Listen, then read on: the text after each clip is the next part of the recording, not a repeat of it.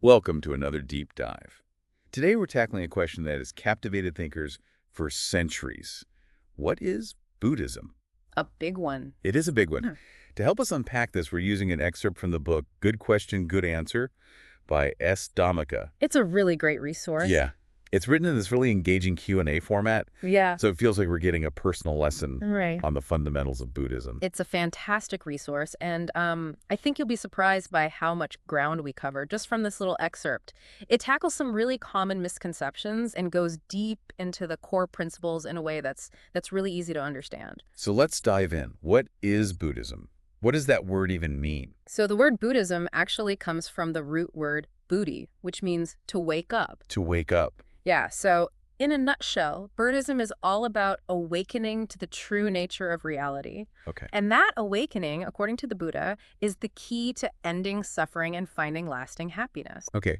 Awakening. I can see how that would be appealing, but what does it actually mean to awaken in a Buddhist sense? It's about seeing things as they really are, without the filters of our desires, our fears, and our preconceived notions. Right. It's about understanding the impermanent and interconnected nature of all things. And it's about realizing that true happiness doesn't come from external things, but from cultivating inner peace and wisdom. That sounds pretty profound, but it's also a bit abstract. Can you give me like a concrete example of what this awakening might look like in someone's life? Sure. Imagine someone who's constantly chasing after material possessions, thinking that having more will make them happy. They work long hours, accumulate wealth, but they're never truly satisfied. Right. A Buddhist might say that they're asleep to the truth that lasting happiness doesn't come from what you own, but from cultivating a sense of contentment and gratitude for what you already have. To awaken would be to see through that illusion that happiness lies in external things and shift their focus inward. I see. Okay. So let's talk about the man who started it all, the Buddha. Who was he really? Well, the Buddha was born Siddhartha Gautama, Okay. a prince in what is now Nepal, over 2,500 years ago. Wow. And he was raised in luxury, sheltered from all those harsh realities of life. Right. But one day, he ventured outside the palace walls and encountered suffering for the first time. Sickness, old age, and death. Whoa. That must have been a real shock to his system. It was a huge turning point in his life. Yeah. It sparked like a deep existential crisis. He realized that all the wealth and comfort in the world couldn't protect him from suffering. Right. So at the age of 29, he made a radical decision. He left his family, Whoa. his palace, and all his worldly possessions to seek an answer to this fundamental question. How can we end suffering? Wow. Talk about a life change. I have to admit, leaving his family behind might seem a bit irresponsible to some. It's a fair point, and it's something that people often grapple with when they hear this part of the story. Yeah. But think of it this way. He was facing a choice: dedicate his life to the happiness of a few, or the potential happiness of countless beings. And ultimately, he chose the path that he believed would have the greatest impact on alleviating suffering in the world. Yeah. Puts things into perspective. So what happened after he left the palace? How did he actually find enlightenment? He spent 6 years studying with various spiritual teachers, exploring different philosophies and practices, but none of them fully satisfied his quest. Eventually, he realized that the answers he sought couldn't be found in these external teachings, but had to be discovered through his own inner exploration. So he went on a solo journey of self-discovery. Exactly. He practiced intense meditation, facing his own fears and desires head-on. Yeah. And through this process of deep introspection, he finally achieved a profound awakening, realizing the true nature of reality and the path to liberation from suffering. That's incredible. From that moment on, he became known as the Buddha, the awakened one. That is an incredible story. But how can someone who lived over 2,500 years ago still be relevant to our lives today? Well, think of it like this. The Buddha wasn't claiming to be a god or a prophet, revealing divine truths. He was simply a human being who, through his own efforts, discovered a path to overcome suffering and achieve lasting happiness. And that path, the teachings he shared, are just as relevant today as they were centuries ago. It's like he created a roadmap for inner peace that anyone can follow. Exactly. His teachings are timeless because they address the fundamental human experience, the desire for happiness and the struggle with suffering. Right. And those experiences are universal regardless of what century you live in. Yeah, that makes sense. So if he wasn't a god, why do people seem to worship him? Oh, it's a common misconception. Yeah, I've seen the statues, the incense, the bowing. Right. It all seems pretty religious to me. It's important to understand that Buddhists don't worship the Buddha as a deity. They revere him as a teacher, a guide, and an example of what's possible for any human being. I see. So what's with all the rituals and symbolism? Sure. What do those represent? Well, the rituals and symbols in Buddhism are not about worshiping a supernatural being. Yeah. They're tools to help us cultivate mindfulness, compassion, and wisdom. Got it. For example, the Buddha statue, with its serene expression, Yeah. it's a reminder to cultivate those qualities within ourselves. The incense represents the pervasiveness of virtue, the lamps symbolize wisdom, and the flowers represent the impermanent nature of all things. Okay, that clarifies things. Yeah. But what about the act of bowing? What's the significance of that? Bowing is a gesture of respect and gratitude. It's not about submitting to a higher power, but about acknowledging the wisdom and compassion of the Buddha and expressing gratitude for his teachings. It's like saying thank you for the guidance. Exactly. And it's also a way of cultivating humility and letting go of our ego. I can see how that would be helpful in our often ego-driven world. But speaking of misconceptions, what about this whole idol worship thing I've heard people say about Buddhism? Oh, that's another common misunderstanding. Right. The term idol refers to an image worshipped as a god. And Buddhists don't believe the statues themselves are gods. They're simply representations of the Buddha's qualities and teachings, serving as focal points for meditation and reflection. So it's more about connecting with the inner meaning rather than worshiping an external object. Precisely. It's similar to the way other religions use symbols. Right. Like the Christian cross, the Jewish Star of David, the Islamic crescent moon. Yeah. These are representations of ideas, not objects of worship themselves. That's a helpful way to think about it. But I have to admit, I've seen some things in Buddhist temples that I just don't understand. Yeah. Sometimes it gets a little strange. Understandable. Like, how do you know what's authentic and what's just cultural baggage? The key is to always go back to the source. The Buddhist teachings. Yeah. Don't judge Buddhism by practices that might have evolved over time or been influenced by local customs. Right. Judge it by the core principles and the wisdom that the Buddha shared. It's like judging a recipe by someone who doesn't know how to cook. Exactly. And the Buddha himself warned against blindly following traditions or rituals. He encouraged his followers to question, investigate, and rely on their own understanding. That's a refreshing approach. Yeah. It's not about dogma. Right. It's about personal exploration and understanding. Speaking of exploring, do Buddhists have a big holiday? They do. Like something like Christmas? It's called Visakha, and it falls on the full moon day in April or May. Okay. And it marks the Buddha's birth, enlightenment, and passing. Wait, all three events on the same day? All on the same day. That seems like a pretty big coincidence. It might seem that way, but it highlights a crucial aspect of the Buddhist worldview. Okay. The interconnectedness of life, death, and enlightenment. They're not seen as separate events, but as part of a continuous cycle. So Visakha is a celebration of the entire cycle, not just individual moments. Exactly. And it's a time when Buddhists worldwide visit temples, participate in ceremonies, meditate, and reflect on the Buddha's teachings. That sounds beautiful. Yeah. But I've also noticed that some countries with large Buddhist populations struggle with poverty. Yeah. And if Buddhism is about achieving such a positive state of mind, Right. why is that the case? That's a really thought-provoking question. Yeah. And it touches on this complex issue Right. of how we define and measure well-being. Yeah. While economic prosperity is important, Buddhism also emphasizes inner wealth, contentment, compassion, generosity, and a sense of purpose. So it's about more than just material possessions. Absolutely. Buddhism recognizes that true happiness comes from cultivating inner peace and living in harmony with oneself and the world around us. Right. And those qualities can exist even in the absence of material wealth. So it's about finding richness in a different dimension. Precisely. And while some Buddhist majority countries may face economic challenges, Right. it's important to consider other factors. Yeah. Strong family bonds, respect for elders, low crime rates, and a sense of community. These contribute to a sense of well-being that might not be reflected in purely economic measures. Yeah. So it's about looking beyond the surface Yeah. and recognizing that well-being is multifaceted. Exactly. And it's worth noting that some Buddhist majority countries, like Japan, are actually quite wealthy and economically advanced, demonstrating that Buddhism and material prosperity aren't mutually exclusive. That's a good point. It challenges the assumption that Buddhism equals poverty.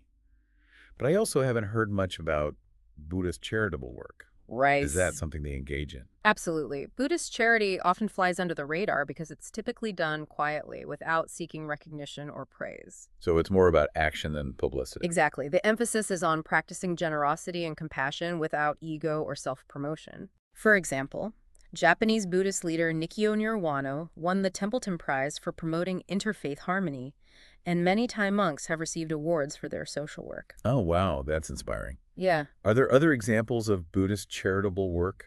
Of course. Yeah. The Western Buddhist order, for instance, has been actively involved in helping lift people out of poverty in India. Wow. They've built schools, dispensaries, and even industries to provide education, healthcare, and economic opportunities. That's amazing. Yeah. It shows how Buddhist principles can be translated into real-world action. Yeah. To alleviate suffering. Yeah. But something I've always wondered is, why are there so many different types of Buddhism? It can be confusing. It's a good question. Yeah. But think of it like different types of music. They all use sound and rhythm, but express themselves in diverse ways. Right. Jazz, classical, rock, pop. Yeah.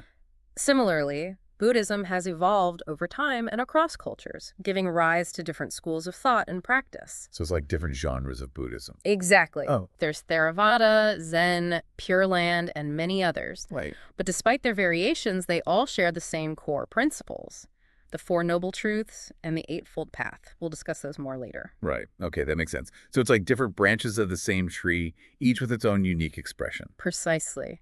And what's remarkable is the tolerance and friendliness between these different schools. They might have varying practices and interpretations, but they ultimately strive for the same goal: awakening to the true nature of reality. Yeah, that's really cool. It shows a spirit of unity and acceptance within the tradition. But I'm curious, does Buddhism claim to be the only true path? What about other religions?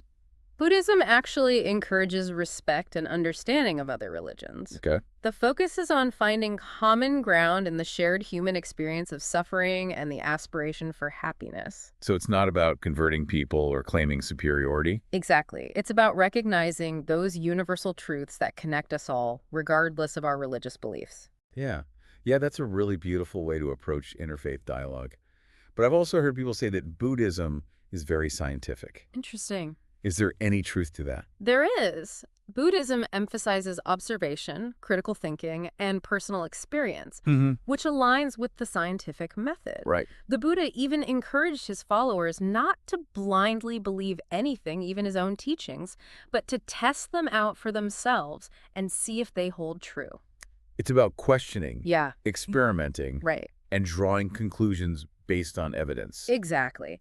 And the Buddha's teachings about the nature of reality, the causes of suffering, and the path to liberation are presented as a framework for understanding the human experience, not as dogma to be blindly accepted. It's like a scientific investigation of the mind. Precisely. And the Buddha's emphasis on mindfulness, which is essentially the practice of paying attention to the present moment without judgment, is now being studied by neuroscientists and psychologists for its potential benefits for mental health and well-being. Wow, that's fascinating. It shows how these ancient teachings are still relevant in the context of modern science. Okay. But I've also heard the term middle way used to describe Buddhism. What does that actually mean? The middle way refers to the Buddha's emphasis on avoiding extremes. Right. It's about finding a balance between indulgence and self-denial, Okay. between clinging to views and rejecting them outright. Right. It's about walking a path of moderation and wisdom. It's like finding the Goldilocks zone of life. Not too hot, not too cold, just right. Exactly. The Buddha realized that clinging to extremes leads to suffering. Right. Whether it's overindulging in sensual pleasures or punishing oneself with harsh asceticism, both extremes ultimately lead to imbalance and dissatisfaction. So it's about finding a path of balance and moderation. But another question that's always puzzled me is people say Buddhism is just a type of Hinduism because they both originated in India. What do you think about that? So while they share some cultural roots and terminology, Buddhism and Hinduism are distinct traditions with fundamentally different worldviews. Buddhism rejects the Hindu concepts of a supreme God, a rigid caste system, and the idea of an eternal soul. So they're separate paths, even though they might share some historical connections. Exactly. And the Buddha himself was critical of certain Hindu teachings, particularly the caste system and the emphasis on rituals. Okay. He saw them as obstacles to true liberation. So a healthy debate. But what about the concept of karma? Didn't the Buddha get that from Hinduism? Well, both religions address karma and reincarnation, Yeah. but their interpretations are vastly different. Okay. Hinduism sees karma as this deterministic force, Mm-hmm. while Buddhism views it as conditional. Right. It's not a fixed fate, but a dynamic process shaped by our actions, intentions, and even our thoughts. So even though they might use similar terms, they're talking about very different things. Exactly. It's like two scientists studying the same natural phenomenon, but arriving at different conclusions based on their observations and interpretations. Yeah, that makes a lot of sense. It highlights the complexity of these ideas. Yeah, and how they can evolve in different contexts. But let's shift gears a bit and talk about another fundamental concept, rebirth. What did the Buddha teach about where we go after death? So Buddhism challenges both the theistic view of heaven and hell and the materialistic view of annihilation. Okay. Instead, it proposes a cyclical process of death and rebirth, driven by karma and the yearning to exist. So it's not about a final judgment or simply ceasing to be. Exactly. Yeah. According to Buddhism, when we die, the mind, with all its tendencies and karmic imprints, reestablishes itself in a new life form. It's like the energy of our consciousness continues on a different frequency. Precisely. And the cycle continues until we achieve liberation by extinguishing the root causes of suffering, craving, aversion, and ignorance. But how does the mind actually transfer from one life to the next? Yeah. It all seems a bit mysterious. It is. The Buddha didn't go into great detail about the mechanics of rebirth, but he used analogies to help us understand the concept. One analogy is that of a flame being passed from one candle to another. Okay. The flame itself isn't transferred, but its energy ignites a new flame. Similarly, the mind stream doesn't transfer as a fixed entity, but its karmic energy creates a new consciousness in a new life form. So it's like a continuity of energy rather than a transfer of a physical thing. Exactly. And the Buddha emphasized that what's reborn isn't a fixed soul, but a collection of mental states, tendencies, and karmic imprints. So it's not like we have a permanent soul that hops from one body to the next. No. Buddhism rejects the notion of a fixed, unchanging self. Instead, it sees the self as a dynamic process, constantly evolving through our experiences and actions. So we're not defined by who we were in the past, Right. but we're also shaped by it. Exactly. And this understanding has profound implications for how we live our lives. It means that we have the power to change our karmic trajectory by changing our actions, cultivating positive qualities, and purifying our minds. That's incredibly empowering. Yeah. But do we always come back as humans? Ooh, good question. Or can we be reborn as animals or even plants? Buddhism describes various realms of existence, each with its own type of experience. There are heavens characterized by bliss, Right. hells characterized by suffering, Right. and the human realm, which is a mixture of both. Okay. The realm we're reborn into is determined by our karma, our actions, intentions, and the state of our mind at the time of death. So if someone lives a virtuous life filled with kindness and compassion, Right. they're more likely to be reborn in a favorable realm. Yes. While someone consumed by greed, hatred, and delusion might be reborn in a realm characterized by suffering. It's like our actions create a kind of magnetic pull towards certain experiences. But are we completely determined by our past karma? Can we change our trajectory? That's a crucial point. Yeah. Buddhism emphasizes that karma doesn't determine us. Okay. It simply conditions us. We have the power to change our habits, cultivate positive qualities, and create new karmic imprints through our actions and intentions. So it's not a fixed fate, but a dynamic process that we can influence. Exactly. It's like we're both the product of our past and the architects of our future. Yeah, that's incredibly hopeful. Yeah. But is there any actual proof that rebirth happens? Or is it just a matter of faith? Buddhism encourages us to investigate and rely on our own experience. Right. But there's also a growing body of research that suggests rebirth might be more than just a belief. Oh, really? Yeah. Parapsychologists have documented cases of people, particularly children, with vivid memories of past lives that can be corroborated with historical records. That sounds like those past life regression shows, but with scientific rigor. Exactly. These studies, while not conclusive, provide intriguing evidence that consciousness might not be limited to a single lifetime. Wow, that's mind-blowing. Yeah. But I can imagine some people still finding it hard to swallow. It's understandable. The concept of rebirth challenges our conventional understanding of reality. Right. But Buddhism invites us to keep an open mind, to investigate, and to not dismiss things outright just because they seem strange or unfamiliar. It's about expanding our horizons and considering possibilities beyond our current understanding. Precisely. And ultimately, whether or not we fully accept the concept of rebirth, the Buddhist teachings about karma and the interconnectedness of all things offer valuable insights into how our actions shape our experience and how we can live more ethically and compassionately. Yeah, that's a powerful message. But let's talk about something a bit more practical: meditation. Okay. What exactly is it? Yeah. And why is it so important in Buddhism? So meditation is a practice that trains the mind to become more aware, focused, and calm.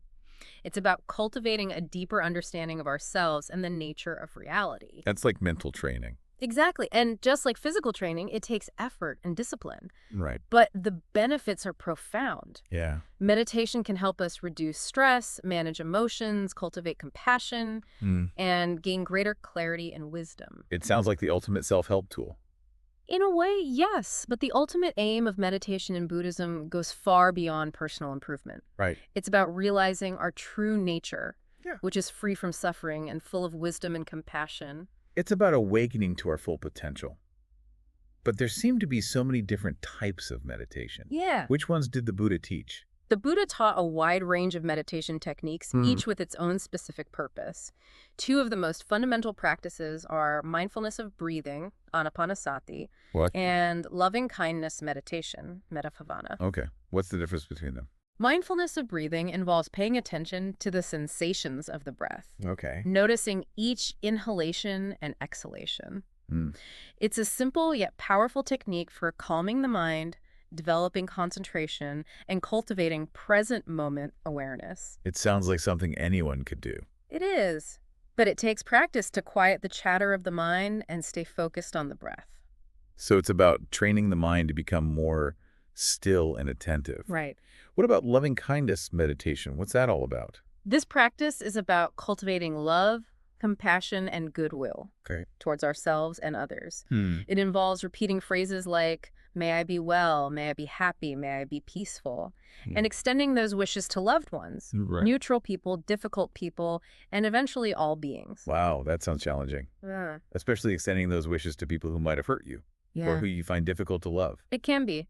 But the power of this practice lies in its ability to transform our hearts and minds. By cultivating loving kindness, we can break down barriers of anger, resentment, and fear, and open ourselves to a deeper experience of connection and compassion. Wow, that's powerful. Yeah. But how can simply wishing someone well actually make a difference? Well, Buddhism teaches that the mind is a powerful force. Okay. Our thoughts, intentions, and emotions have an impact on ourselves and the world around us. It's like the idea that positive energy can have a ripple effect. Exactly. Loving-kindness meditation is about consciously generating positive energy and radiating it outward, which can create a more harmonious and compassionate environment for everyone. It's like sending out good vibes into the world.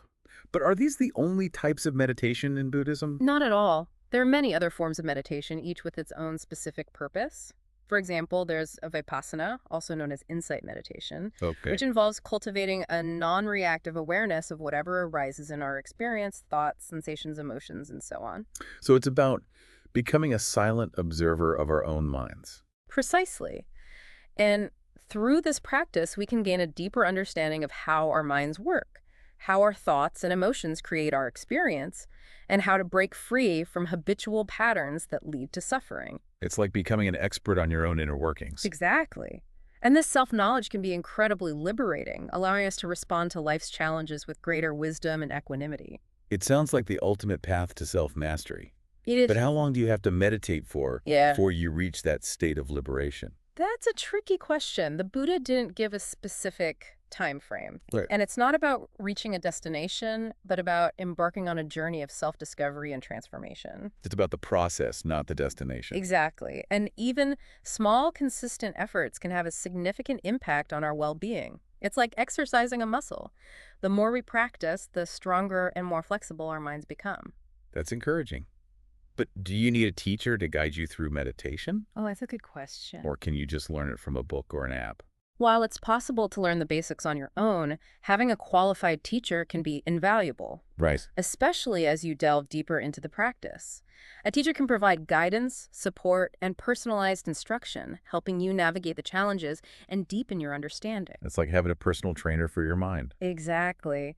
And a teacher can also help you avoid common pitfalls and ensure you're practicing safely and effectively. So it's about finding a teacher you trust and who resonates with you. Precisely. And it's worth noting that meditation has gained mainstream acceptance in recent years. It's now used by therapists, psychologists, and healthcare professionals to help people manage stress, reduce anxiety, and improve overall well-being. It's fascinating how the Buddha's ancient insights are still so relevant in our modern world. But let's talk about another core aspect of Buddhism, wisdom and compassion. What do those qualities really mean in a Buddhist context? So Buddhism sees wisdom and compassion as two sides of the same coin. They're interconnected qualities that support and enhance each other. What's the difference between them? Wisdom, in its highest form, is about seeing reality clearly, understanding the impermanent and interconnected nature of all things. Right.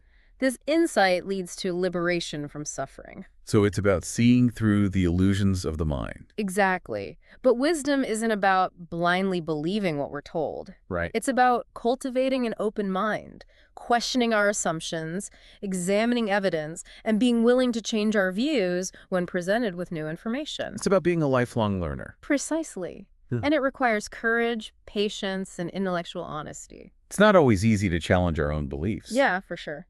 But what about compassion? How does that fit into the picture? Compassion is the heart of Buddhism. It's about feeling the suffering of others as our own and striving to alleviate it. It's about empathy in action. Exactly. And true compassion stems from self-compassion. Oh, okay. We can best understand and care for others when we understand and care for ourselves. So it's not selfish to prioritize our own well-being. You're not at all. In fact, the Buddha taught that genuine self-care naturally blossoms into concern for others. It's about recognizing our shared humanity and realizing that everyone deserves kindness and understanding. That's a beautiful way to think about it. It's not about putting ourselves first. Yeah. It's about recognizing that we're all in this together. Precisely. And the Buddha's own life exemplifies this. Right. He dedicated 6 years to his own spiritual development before sharing his wisdom with the world. Yeah, that's a powerful example. It shows that we can't truly help others until we've helped ourselves. Exactly. And it highlights the transformative power of compassion in creating a more just and compassionate world. This has been incredibly insightful. Yeah. The one question I've always had about Buddhism is, are Buddhists supposed to be vegetarians? That's a common assumption, but it's not a strict requirement in Buddhism. Really? That's surprising. It is. The Buddha himself wasn't a vegetarian, and he didn't mandate it for his followers. But the focus of Buddhism is on purifying the mind, not just the diet. Right. It's about cultivating wholesome qualities and abandoning harmful ones. The Buddha taught that it's not what we eat that makes us impure, but rather the negative qualities like greed, hatred, and delusion. So it's about the intention behind our actions, Right. not just the actions themselves. Exactly. And the Buddha encouraged his followers to be mindful of the suffering they might cause through their actions, including their dietary choices. He also taught that we should avoid eating meat if we know an animal was specifically slaughtered for us. Right. Yeah. Okay. So it's more about being aware of the consequences of our choices and acting with compassion. Precisely. And it's worth noting that many Buddhists do choose to be vegetarian or vegan, motivated by their compassion for animals and their understanding of the interconnectedness of all life. Yeah, it's about aligning our actions with our values. Exactly. And ultimately, the choice of whether or not to eat meat is a personal one, guided by one's understanding of the teachings and their level of compassion. But another misconception I've heard is that the Buddha died from eating spoiled pork. Is that true? That's a myth that's been circulating for centuries, but it's not supported by the Buddhist scriptures. Okay. While the Buddha's last meal might have included pork, he was 80 years old and had been ill for some time. The reality is that he died of natural causes. So it's like a game of historical telephone, where details get distorted over time. Exactly. And it's important to rely on credible sources and interpretations when exploring these teachings. Speaking of credible sources, Yeah. let's talk about the Buddhist scriptures. Okay. Do they have a holy book like the Bible? They do. It's called the Tipitaka, which means 3 baskets. 3 baskets? Yeah, 3 baskets. That sounds intriguing. Yeah. What are those? So it refers to the 3 sections of the scriptures. Oh, okay. The Sutta Pitaka, containing the Buddha's discourses. Right. The Vinaya Pitaka, Okay. outlining the rules for monks and nuns. Mm-hmm. And the Abhidhamma Pitaka, a complex analysis of consciousness. So it's like a comprehensive collection of teachings. Yeah, exactly. Yeah. But if it's called baskets, were they literally written in baskets? Not quite. Mm. The name comes from the way the scriptures were originally organized and preserved in collections or baskets of teachings. I see. For centuries, the Tipitaka was passed down orally. Wow. Memorized and chanted by generations of monks and nuns. That's incredible. They must have had amazing memories. They did. The Buddha himself emphasized the importance of memorizing and reciting the teachings to ensure their preservation and transmission. Wow. And even today, there are monks who can recite vast portions of the Tipitaka from memory. It's a testament to the power of the human mind when it's trained and focused. That is pretty amazing. Mm. But how do we know the teachings weren't distorted or lost over time through this oral tradition? The monks and nuns had a meticulous system for preserving the integrity of the teachings. Right. They would regularly gather for communal recitations. Oh, okay. Which acted as a kind of checks and balances system. Got it. If someone misremembered a passage, others would correct them. Oh, it's like a collective fact-checking system. Yes, exactly. And it highlights the importance of community and maintaining the accuracy and authenticity of the teachings. I see. But do Buddhists treat the Tipitaka as a divine revelation, like some religions view the Bible? They do not. Okay. Buddhists see the Tipitaka as a record of the Buddha's teachings, offering guidance and wisdom. But they don't view it as the word of God or as something to be blindly accepted. So it's more about engaging with the teachings critically and applying them to your own life. Precisely. The Buddha encouraged his followers to test the teachings against their own experience and to not accept anything blindly. He emphasized that true understanding comes from personal insight and realization, not blind faith. So it's about awakening to the truth within, not just accepting external authority. Exactly, and that's what makes Buddhism so unique and timeless. It's a path of self-discovery and awakening that empowers each individual to find their own way to liberation. Yeah, that's a powerful message. But the Tipitaka sounds like a massive collection of texts. Is there a shorter, more accessible version for beginners? There is. The Dhammapada, which translates to Verses of Truth, is a collection of 423 verses spoken by the Buddha, covering a wide range of topics like wisdom, virtue, compassion, and mindfulness. It's known for its poetic beauty and profound insights. Okay, so that sounds like a great starting point for exploring the Buddha's teachings. But I've heard that you're supposed to treat the scriptures with reverence. Yeah. Never placing them on the floor or onto your arm. Yeah. Is that true? Yes. It's a traditional custom based on the belief that the scriptures contain sacred teachings and should be handled with respect. It's like treating a valuable heirloom with care. Exactly. But the true reverence comes from putting the teachings into practice. Actions speak louder than words. But I must admit, I've tried reading some Buddhist scriptures. Yeah. And they can be a bit dense. Yeah. And repetitive. Yeah. It's tough. That's understandable. The language and style of the Tipitaka can be challenging for modern readers. It's an ancient text, written in a different time and cultural context, but it's worth the effort to delve into these teachings. Yeah. They contain a wealth of wisdom and insights that can transform our understanding of ourselves and the world. So it's about appreciating their depth and richness. Yeah. Even if it takes some effort and patience. Precisely. And there are many excellent translations and commentaries available that can help make the teachings more accessible and understandable. That's good to know. I might have to check out some of those commentaries. Sure. But one thing I've always been curious about is how Buddhist scriptures were physically created. Right. I heard they were originally written on palm leaves. Oh, interesting. Is that true? That is true. In ancient India, before the invention of paper, palm leaves were a common writing material. They were durable, readily available, and considered more ethical than using animal skins. Yeah. It's fascinating how they used natural materials to preserve these profound teachings. Absolutely.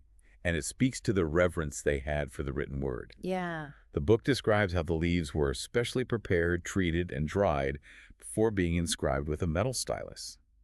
Then they were bound together with string and placed between wooden covers, creating a book-like structure. It's like an ancient version of a paperback. Exactly. And it's worth noting that later on, when Buddhism spread to China, Right. the scriptures were copied onto silk or paper, Oh, wow. which eventually led to the invention of printing. So the spread of Buddhism actually contributed to technological advancements. It did. And the book mentions that the world's oldest printed book is a Chinese translation of one of the Buddha's discourses. Wow. Dating back to 868 CE. Really? Yeah. That's incredible. It shows how these ancient teachings have left their mark on history in more ways than one. But let's shift gears a bit and talk about the history of Buddhism itself. How did it spread from its origins in India to become a global religion? It's an amazing story of transmission and transformation. Yeah. The book takes us on this fascinating journey through time, explaining that within 150 years of the Buddha's passing, Wow. his teachings had already spread throughout much of northern India. That's impressive. What fueled this early growth? So several factors played a role. Emperor Ashoka's conversion to Buddhism in the 3rd century BCE was a pivotal moment. Okay. He became a passionate advocate for the Dhamma, Right. promoting its principles of nonviolence, compassion, and social justice throughout his vast empire. It sounds like Emperor Ashoka was a Buddhist Constantine. Exactly. His patronage and support helped elevate Buddhism to a prominent position in Indian society. The book also mentions the appeal of Buddhism's ethical principles, especially its rejection of the rigid Hindu caste system, which resonated with people from all walks of life. It offered a message of equality and liberation Yeah. that transcended social barriers. Precisely, and the book highlights the role of missionary monks Right. who traveled to neighboring countries carrying the Dhamma to new lands and cultures. It's like the ancient equivalent of a spiritual road trip. Exactly. These dedicated monks braved treacherous journeys, crossing mountains and deserts to share the Buddha's message of awakening. And their efforts clearly paid off. Yeah. Because Buddhism spread rapidly across Asia. It did. The book traces its path from India to Sri Lanka, Okay. then south to Burma and Thailand, Mm-hmm. west to Afghanistan and Central Asia, Wow. and finally north to China, Korea, and Japan. It's amazing how these teachings traveled such vast distances, taking root in diverse cultures and languages. It is. And what's remarkable is that Buddhism's spread was largely peaceful, without the forced conversions or military conquests that characterize the expansion of some other religions. Yeah, that's a good point. It speaks to the power of its message and the dedication of those who carried it. Yeah. But what impact did Buddhism have on the cultures it encountered? Did it simply adapt to existing beliefs and practices, or did it bring about significant changes? That's a great question. The book explains that Buddhist missionaries often brought more than just spiritual teachings. They shared knowledge of medicine, Oh, okay. introduced writing systems, and promoted ethical values, influencing various aspects of society. So it wasn't just about converting people, it was about enriching their lives and contributing to their well-being. Exactly. The book mentions how Buddhism helped civilize some previously unruly cultures, reduced animal sacrifices in India, and even softened the harshness of the caste system. It seems that Buddhism has consistently sought to improve the well-being of both individuals and societies. Absolutely. Yeah. But if Buddhism was so influential in India, why did it eventually disappear from its birthplace? That's a question that has puzzled historians for centuries. Yeah. The book explores various theories, suggesting that a combination of factors likely contributed to its decline. Right. The corruption of Buddhist institutions, Okay. the absorption of Buddhist ideas into Hinduism, the alienation of monks from the lay community, and the rise of new religious movements all played a part. It's like a historical mystery. It is, and there's no single definitive answer.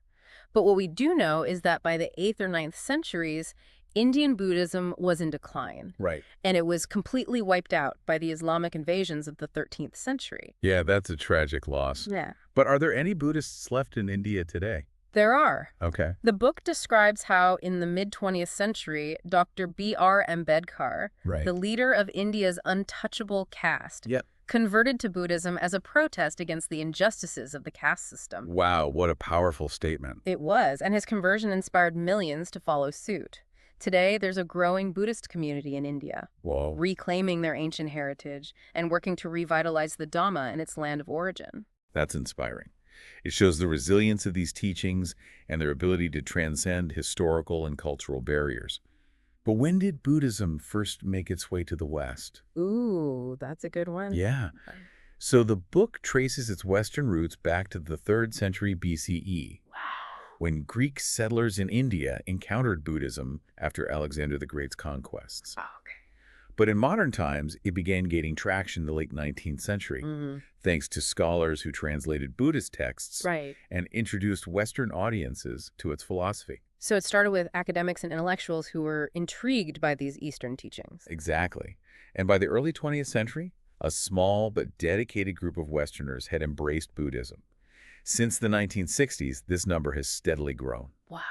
And today, Buddhism is a recognized presence in most Western countries, with established temples, meditation centers, and a growing number of practitioners.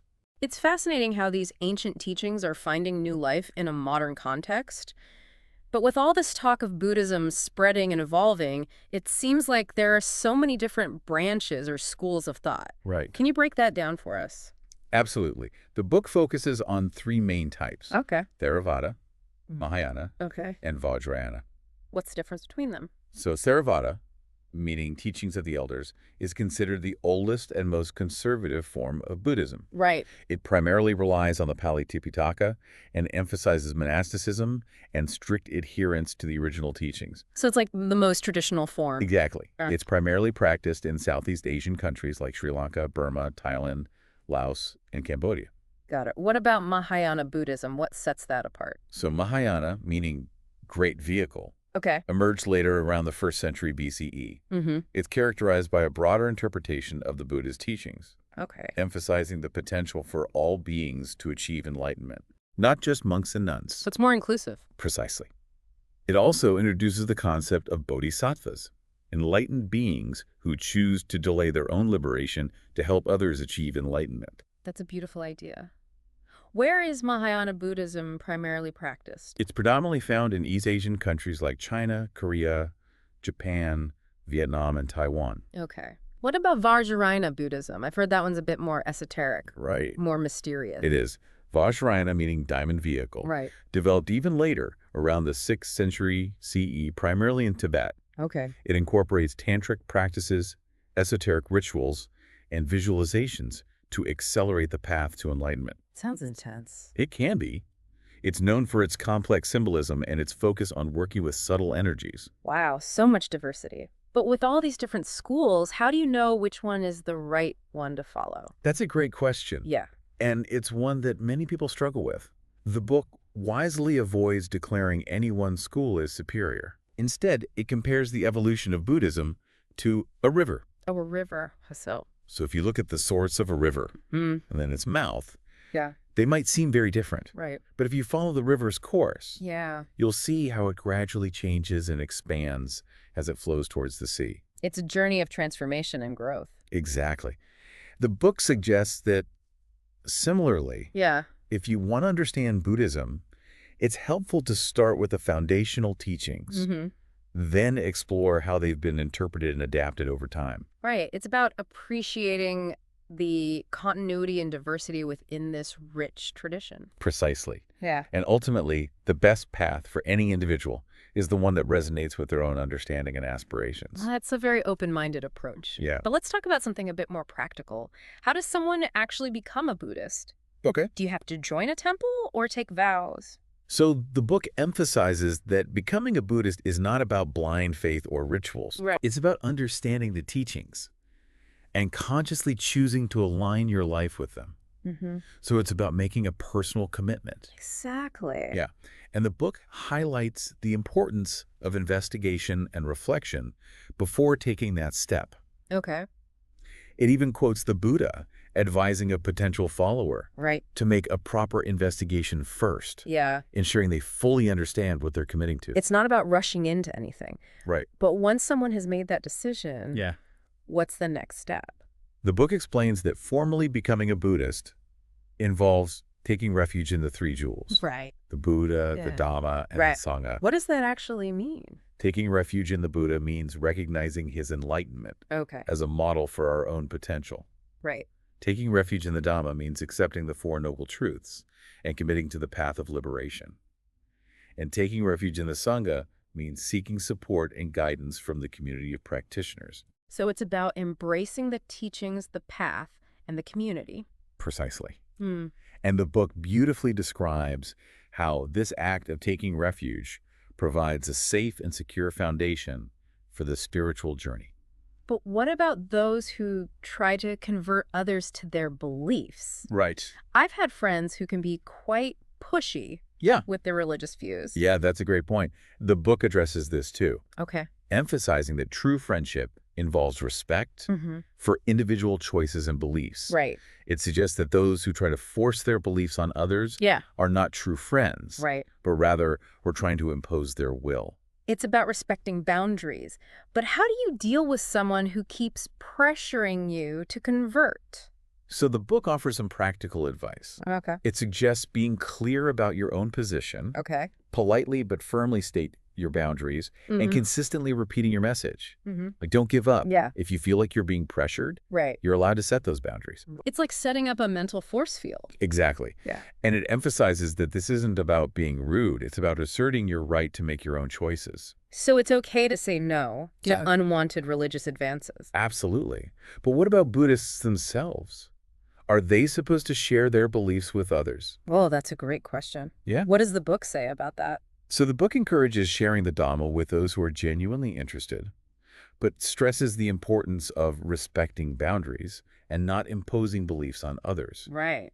It also highlights that the most effective way to share the Dhamma Okay. is through our actions, Yeah. embodying its principles in our daily lives. So it's about leading by example. Precisely. It's about letting the Dhamma shine through our kindness, compassion, and wisdom, inspiring others through our way of being. Yeah, that's a beautiful way to think about it. Yeah. It's not about preaching, Right. but about living the teachings. Exactly. And it suggests that this embodied practice can be far more impactful than words alone. This has been a truly fascinating deep dive into the fundamentals of Buddhism. But before we wrap up, I'd love to hear some of the Buddha's most memorable sayings. Are there any that stand out to you? Absolutely. The book includes a whole chapter dedicated to the Buddha's sayings, offering a glimpse into his wisdom and compassion. One that I find particularly striking is, "Do not go by revelation or tradition. Do not go by rumor or the sacred scriptures. Do not go by hearsay or mere logic. Do not go by bias towards a notion or by another person's seeming ability. And do not go by the idea he is our teacher. But when you yourself know that a thing is good, that it is not blamable, that it is praised by the wise, and when practiced and observed that it leads to happiness, then follow that thing." Wow, that's powerful. Reminds me of the scientific method again. Yeah. Emphasizing observation, Right. critical thinking, Yeah. and personal experience. Exactly. It challenges us to not blindly accept anything, even from those in authority, but to test things out for ourselves and see what leads to genuine happiness and well-being. Yeah, it's a call to be independent thinkers Yes. and to trust our own inner wisdom. What other sayings resonated with you? Another one that I find particularly poignant is, "Just as a mother protects her only child, even at the risk of her own life, so too, one should have unbounded love to all beings in the world." That's beautiful. It speaks to the boundless nature of compassion Right. and the interconnectedness of all life. Precisely. It challenges us to extend our love beyond our immediate circle and to embrace all beings with the same care and concern that a mother has for her child. Yeah, it's a reminder that love knows no boundaries. Right. Are there any other sayings that you'd like to share? One more that I find particularly relevant in our modern world is, "All tremble at punishment. Life is dear to all. Therefore, put yourself in the place of others and neither kill nor condone killing." It's a powerful message of nonviolence and empathy. It is. It reminds us that all beings, regardless of their species or circumstances, share the same desire to live and avoid suffering. It challenges us to recognize this shared vulnerability and to act with compassion and respect towards all forms of life. It's a call to cultivate a more peaceful and harmonious world. These sayings truly capture the essence of the Buddhist teachings. They do. They offer timeless wisdom and practical guidance for navigating the challenges of life and cultivating a more compassionate and awakened way of being in the world. This has been such a rich and insightful exploration. It has. What are your final thoughts on Buddhism, based on our deep dive into good question, good answer?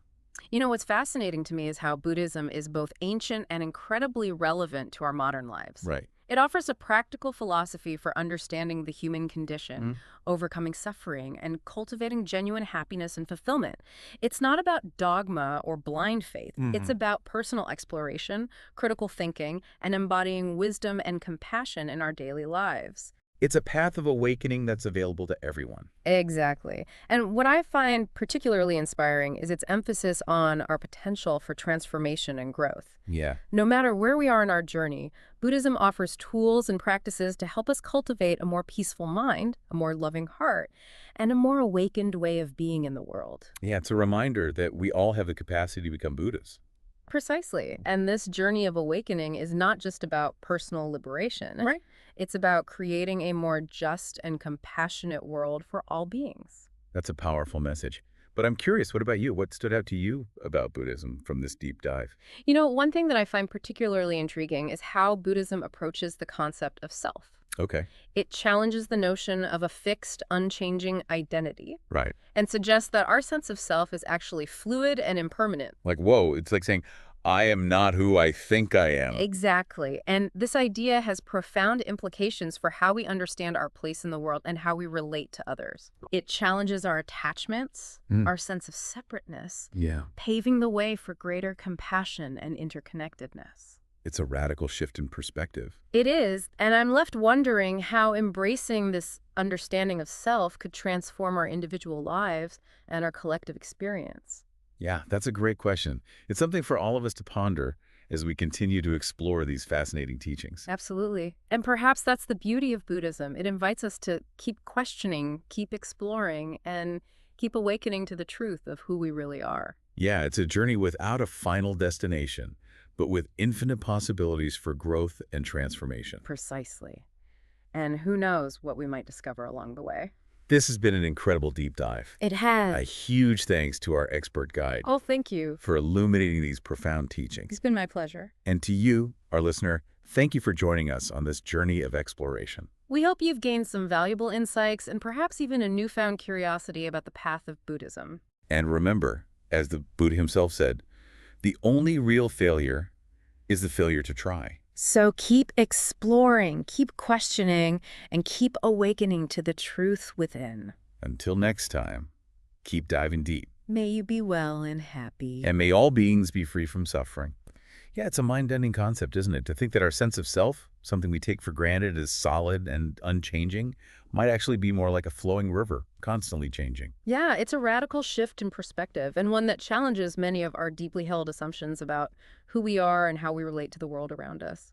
It makes you wonder how much of our suffering comes from clinging to this idea of a fixed self, like a separate me that needs to be protected and defended at all costs. Precisely. If we can loosen our grip on that idea, even just a little, it can open up a whole new way of experiencing the world. Yeah. One that's more interconnected, more compassionate, and ultimately more free. That's a beautiful vision.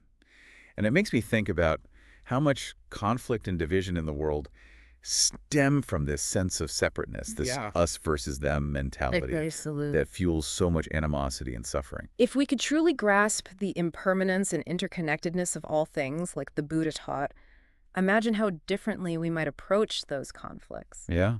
Instead of seeing ourselves as separate entities battling for limited resources, we might start to see the common humanity that unites us all. It's a vision of a more peaceful and compassionate world. A world where our differences are seen as strengths rather than threats. It is, and it all starts with each of us individually, cultivating that understanding of self, seeing through those illusions of the ego, and embodying wisdom and compassion in our own lives. The journey worth taking, for sure. Well, this has been an incredibly enlightening deep dive into the world of Buddhism. I feel like I've gained a whole new appreciation for these ancient teachings and their relevance to our modern lives. It's been a joy to explore this with you. Yeah, it has. The depth and richness of the Buddhist teachings never cease to amaze me. To you, our listener, we hope you've enjoyed this journey as well. If you're feeling inspired to learn more, we encourage you to explore the vast and fascinating world of Buddhist teachings. There are countless books, websites, and meditation centers available to guide you on your path. There's a path for everyone, and who knows what you might discover along the way. Remember, the journey of 1,000 miles begins with a single step. So, keep diving deep, keep questioning, and keep awakening to the truth within. Until next time, may you be well and happy. And may all beings be free from suffering.